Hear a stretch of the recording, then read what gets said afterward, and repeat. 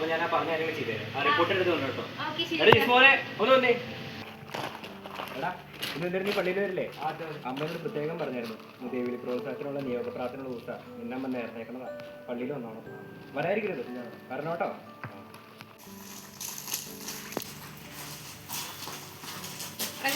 പള്ളി പോണം, നമുക്ക് കളിക്കാൻ പോണ്ടേ? നമുക്ക് പള്ളിയൊന്നും പോണ്ട, കളിക്കാൻ പോകും. നീ എന്നെ പറഞ്ഞു?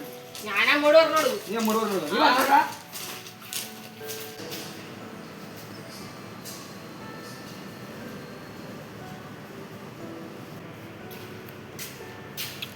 നേരെ തീറ്റിയാ എന്താ ഈ സമയത്ത് പ്രാർത്ഥന? എന്റെ മോനൽപ്പം നല്ല ബുദ്ധി തോന്നട്ടെ എന്ന് ഓർത്താ. തോന്നി തന്നെ എന്നെ അച്ഛനേക്കാളെ വീടില്ലേ നടന്നു തന്നെ കേട്ടോ. എന്തിനാണ് മകളെ നീ ആകുലപ്പെടുന്നത്? നിന്റെ മകനെ ഞാൻ നേരിട്ട് വിളിച്ചോളാം. എടാ ആൾക്ക് വണ്ടി ഓണാക്കാൻ പറ്റില്ലെന്ന് തോന്നുന്നു. ഞാൻ പോയി നോക്കിയല്ലോ. പിന്നെ വേറെ പണിയില്ലേ? ഇല്ലടാ, ഞാൻ പോയി.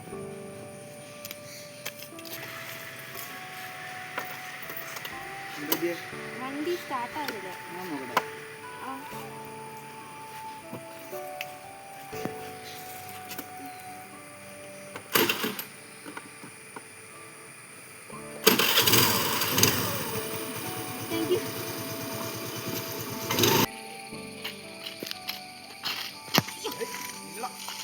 മകനെ, എനിക്ക് നിന്നെ ആവശ്യമുണ്ട്.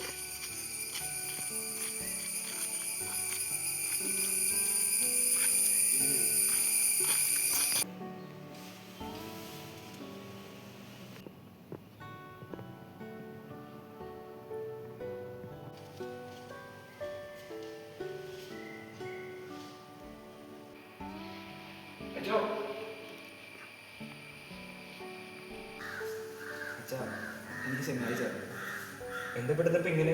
നീ ശരിക്കും ആലോചിച്ചിട്ടാണോ? മോനെ, നീ ശരിക്കും ആലോചിച്ചിട്ടാണോ പറയുന്നേ?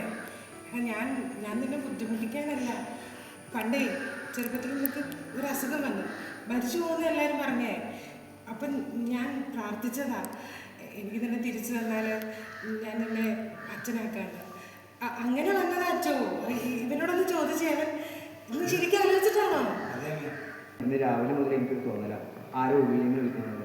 ഇത്രയും കാലം അറിവ് കാണിച്ചു വന്നപ്പോൾ എനിക്കത് തോന്നിയില്ല. പക്ഷെ ഇന്ന് കുറേ നന്മകളി ചെയ്ത് കഴിഞ്ഞപ്പോൾ എവിടെ നിന്ന് ഒരു ഫീൽ എനിക്ക് അച്ഛനാവണം. അച്ഛൻ എടാ, നീ അച്ഛനാകാൻ പോണോ? രാവിലെ മുതൽ നിന്റെ മറുപടി മാറുമെന്ന് പറഞ്ഞാൽ ഞാനാ. നിനക്കൊന്നും പറ്റില്ല. അല്ലടാ, ഇന്ന് രാവിലെ മുതൽ ഞാൻ കണ്ടില്ല ചോദിച്ചത്. എനിക്ക് ശരിക്കും വന്ന് വിളിയാണ്, ശരിക്കും വന്ന് വിളി.